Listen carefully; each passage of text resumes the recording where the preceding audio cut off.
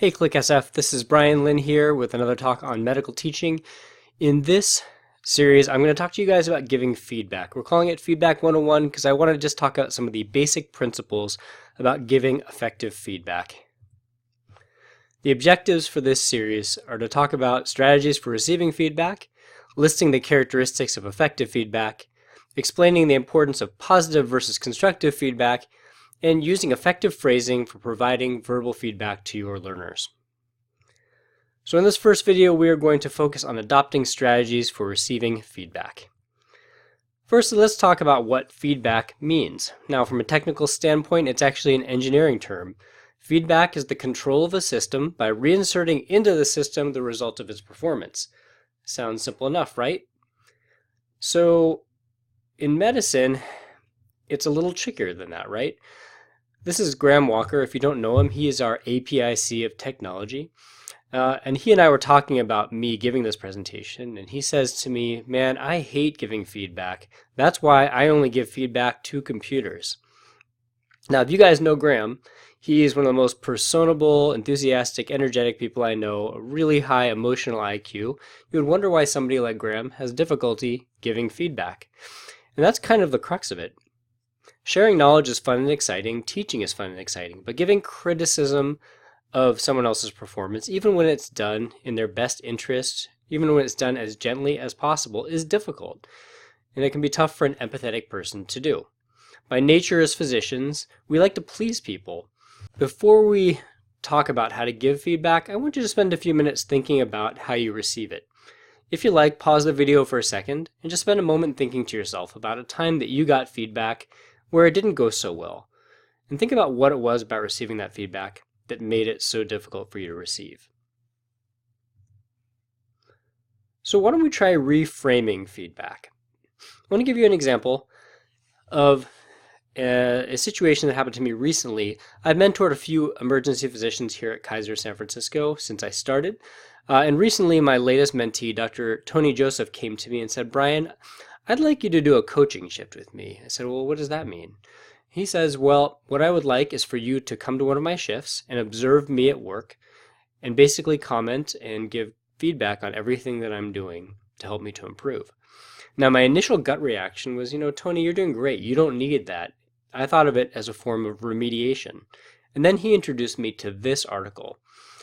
It's an article that was published by Atul Gawande in The New Yorker in September of 2011. The essay is called Personal Best. Gawande opens by stating this: I've been a surgeon for the past 8 years, and for the past couple of them, my performance in the operating room has reached a plateau. I'd like to think it's a good thing I've arrived at my professional peak, but mainly it seems as if I've just stopped getting better. Gawande goes on to explain how, while on vacation, he decides to take a tennis lesson. Now, apparently, he was a pretty impressive tennis player as a high schooler, but kind of stopped playing after that, thought he'd really reached his peak when he was in high school. So he wants to use a tennis court, and he ends up taking a lesson as a means to use the court, and takes a lesson from a high school kid. And that high school kid gives him some pointers on his stance and his swing, and he walks off that court feeling like he is playing better than he ever did in high school, which led him to think, hey, maybe this could translate to my professional environment as well. So he goes back to his hospital, he goes back to the surgery department, and he finds one of his own mentors, a retired surgeon, and says, hey, I'd like you to coach me in the OR. The person he chooses is a general surgeon who's retired. Now, by contrast, Gawande, again, is many years into his practice. He's a trained endocrine surgeon. And more so than that, you're probably familiar with his name. He is a published author, the CEO of a healthcare startup, a public healthcare guru. He's really accomplished. You might think, what does a retired general surgeon have to teach somebody like Atul Gawande? Well, it turns out quite a lot. So he observed him in the operating room, and he noticed a couple things right off the bat. He says to him, hey, you've draped the patient such that it's optimal positioning for you, but you have made it so that your surgical assistant doesn't have their dominant hand free in order to retract for you in order to optimize your visualization in the field. Not only that, you've essentially fenced off your medical student, so they've become an observer in the third position, and they can barely see what's going on. So he was able to make lots of observations that were helpful to Gawande's practice. And that brings me to my point. Anyone who is being observed by anyone else at their craft, at the skill that they perform, can improve and can learn from that person, no matter what level of training one person or the other is at. And so we should adopt thinking about feedback as a gift that we give to our learners, as opposed to a punishment or something that needs to be done. This is further exemplified in something known as the growth mindset. I'm not sure if you're familiar with the fixed versus the growth mindset. These are philosophies of thinking about the way that we learn.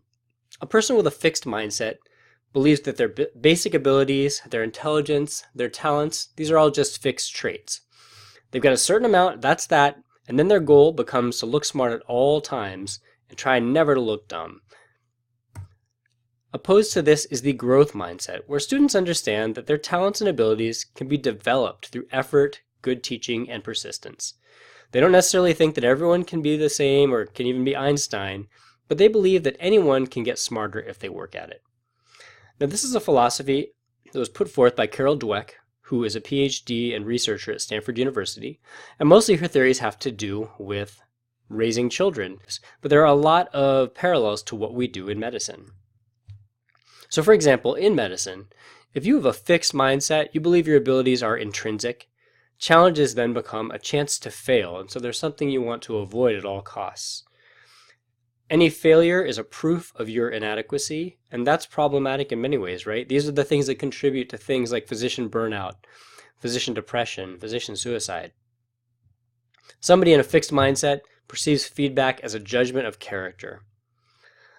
In contrast, a person with a growth mindset believes that abilities can be cultivated. They view challenges as an opportunity to learn, and therefore something to embrace. They see failures as moments for learning and improvement, and they perceive feedback as the guidance they need to make that improvement. So with that said, think about yourself. Are you in the growth mindset? Are you sure? Have you ever found yourself saying something like, "I'm just not a math person," or "I'm just not a natural athlete"? How about, "I'm a total procrastinator"? Well, if you've ever said any of those things, you've just caught yourself being in a fixed mindset. My point here is that all of us are capable of being in a growth or fixed mindset, and it's a matter of cultivating our ability to be in that growth mindset that helps us become better learners and better at receiving feedback. So let's talk for a few minutes about how you, as a teacher in medicine, can cultivate the growth mindset in your learner. Here's a couple points to consider. Firstly, you want to make sure that you're rewarding actions, not traits. So you're not talking about intrinsic abilities of your student. Don't tell them that they are smart. Tell them they're doing something smart. Reward their action as opposed to things that are innate or that you perceive to be innate. You always want to value effort over talent. Hard work is much more valuable than inherent skill at anything. You want to provide regular opportunities for reflection. So really, honestly, every day that you work with your student, you should give them an opportunity to reflect on their learning and think about the ways that they've grown over the course of that shift or that session. Criticism. Portray it as a positive thing. You don't have to necessarily call it constructive criticism or negative feedback or use any of those tropes or euphemisms, but you do have to believe in the concept that everybody has the ability to grow. Finally, when you see a student struggling with a task, tell them that they haven't got it yet. Really important. This is one of Carol Dweck's favorite terms in her book on the growth mindset, not yet.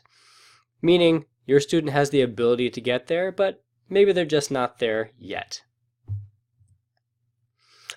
Finally, and most importantly, warranting its own slide, I want you to think about taking risks as a teacher and showing your own vulnerability. It's okay to goof once in a while. It's okay to not know something once in a while, and for your learner to see that, because when you role model that kind of behavior, they see that it's okay to not know everything.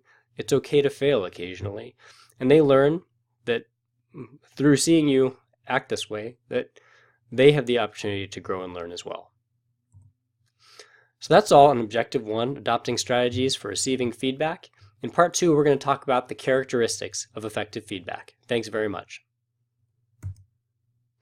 Here are the references for this first part of the talk you can take a look at online. Thank you.